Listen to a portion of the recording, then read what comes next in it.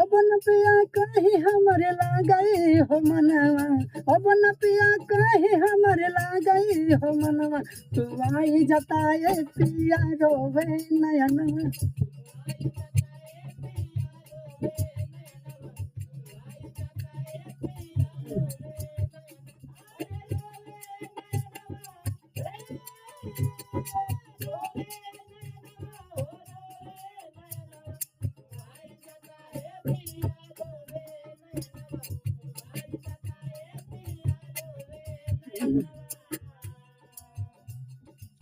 गीतिया लिखे सनी देवल सवरिया,